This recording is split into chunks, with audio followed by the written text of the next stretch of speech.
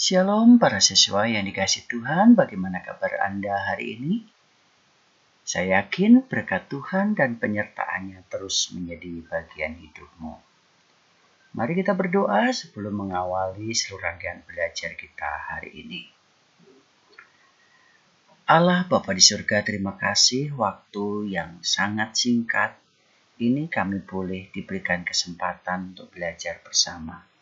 Berkati dan mampukan kami untuk mengerti dan mengaplikasikan pembelajaran yang akan kami lakukan hari ini secara praktis dalam kehidupan sehari-hari. Dalam nama Tuhan Yesus Kristus kami berdoa. Amin. Anak-anak sekalian, hari ini kita masuk di bab yang ke-7, berbicara tentang peran Roh Kudus bagi orang berdosa. Teks Alkitab yang kalian nanti bisa baca secara mandiri diambil dari Yohanes 14 ayat 15 sampai 31 dan pasal 15 ayat 4b sampai ayat 15. Tujuan pembelajaran kita hari ini ada dua. Yang pertama, melalui pembelajaran hari ini, kalian semua diharapkan mampu menganalisis esensi peran Roh Kudus dalam kehidupan orang berdosa. Dan yang kedua, melalui pembelajaran hari ini, kalian semua diharapkan mampu memanfaatkan hasil analisismu tentang peran Roh Kudus yang membaharui kehidupan orang berdosa dalam menyelesaikan masalah-masalah kehidupan. Mari kita lanjutkan langkah demi langkah pembelajaran hari ini. Yang pertama, siapakah Roh Kudus? Nah, di pasal 14 ayat 16 Yohanes mengatakan seperti ini.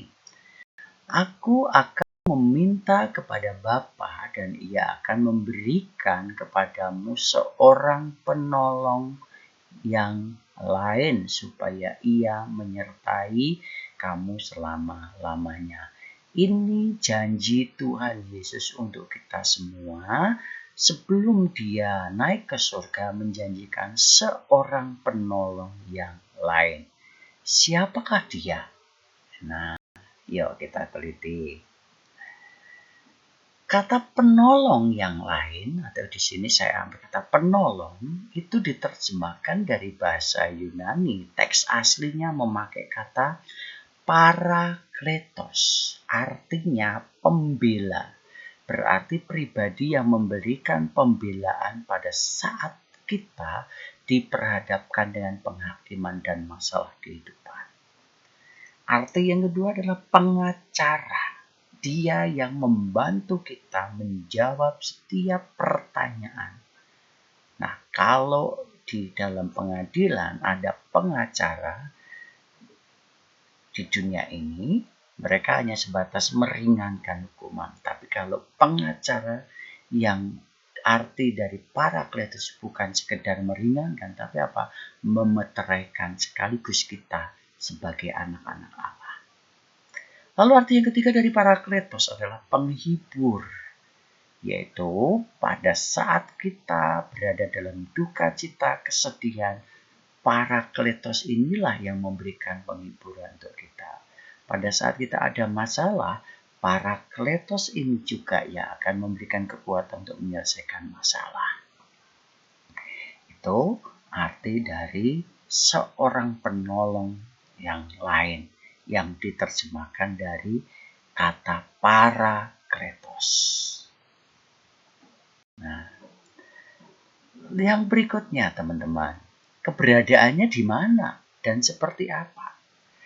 Keberadaan Allah Roh Kudus itu pribadi ketiga dari Allah Tritunggal. Nih, Bapa, Anak, Roh Kudus. Kita tidak membahas keseluruhan doktrin ini ya. Bukan tempatnya. Kita hanya membahas pribadi yang ketiga ini. Perannya dalam kehidupan orang berdosa. Nah, sebelum kita melihat lebih jauh perannya, kita pertanyakan dulu. Mengapa manusia memerlukan Roh Kudus? Kalimat lainnya, mengapa kamu perlu Roh Kudus? Yuk kita flashback ke belakang. Dari kitab Kejadian pasal 3 ayat 1 sampai 24. Di sana dijelaskan secara detail tentang kehidupan manusia yang tadinya suci jatuh dalam dosa. Manusia jatuh dalam dosa karena pemberontakannya, ketidaktaatannya terhadap perintah Allah untuk tidak makan buah pengetahuan yang baik dan yang jahat, tapi justru dilakukan. Dampaknya apa?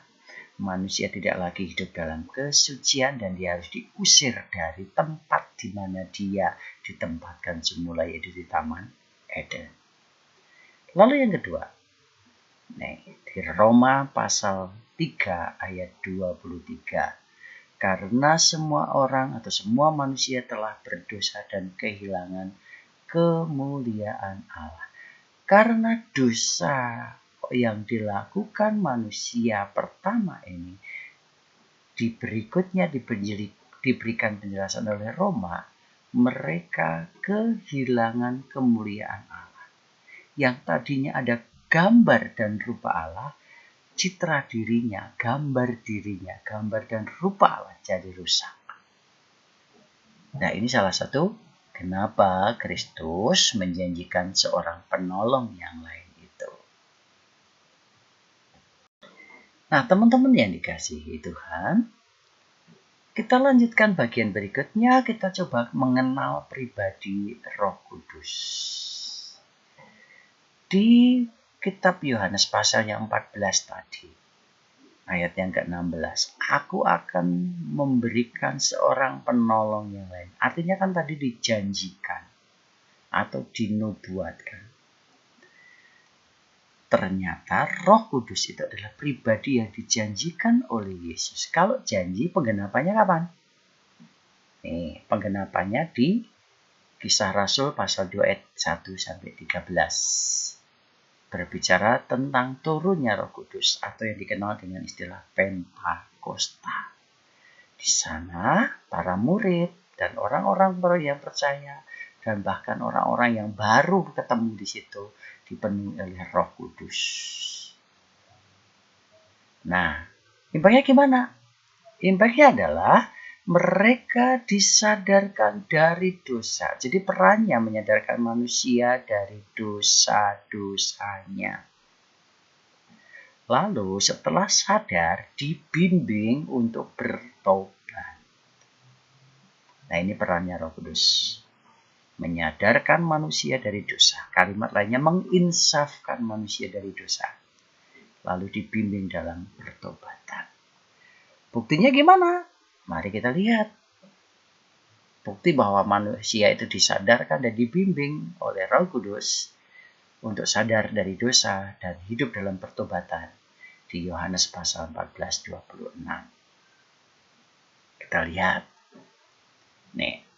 Tetapi penghibur yaitu Roh Kudus yang akan diutus oleh Bapa dalam namaku. Dialah yang akan mengajarkan. Nah, yang diutus Bapa dalam nama Yesus. Dia yang menggantikan mengajarkan segala sesuatu yang telah diberikan oleh Kristus dan mengingatkan manusia akan semua yang telah diajarkan oleh Yesus. Nah, proses inilah diajar dan diingatkan. Itulah yang menjadi tugas dan peran utama Roh Kudus bagi kehidupan orang yang berdosa. Sehingga kalau tiba-tiba ada orang yang biasanya kehidupannya tidak baik dan dia tiba-tiba kok menjadi alim, kita patut syukuri. Bisa jadi itu karena karya Roh Kudus yang mengingatkan dia bahwa dia orang berdosa. Nah, itu penjelasan singkatnya, saudara. Dan nanti untuk kelanjutannya, berbicara tentang tugas dan eksplorasi lebih lanjut lagi, kalian akan bertemu dengan guru agama di sekolah masing-masing untuk mendapatkan tugas ataupun proyek-proyek yang akan dikerjakan selanjutnya setelah pembelajaran ini. Demikian pembelajaran kita hari ini. Mari kita tutup di dalam doa. Bapak, terima kasih kalau secara singkat hari ini kami boleh mengenal pribadi ketiga dari Allah Tritunggal, yaitu Roh Kudus. Syukur bagimu Tuhan, oleh karena Engkau telah menolong kami dan memberkati pembelajaran kami hari ini. Ampuni kalau ada hal-hal yang tidak memuliakan Allah. Dalam satu nama Tuhan Yesus Kristus kami berdoa dan menaikkan syukur. Amin. Selamat melanjutkan aktivitas berikutnya. Tuhan Yesus memberkati kalian semuanya. Bye-bye.